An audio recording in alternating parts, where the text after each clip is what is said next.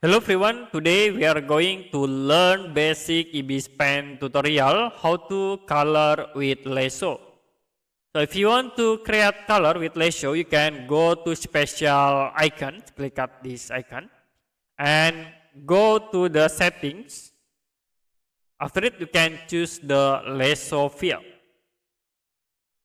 And then you can draw pens with Lasso like this. You can change the color.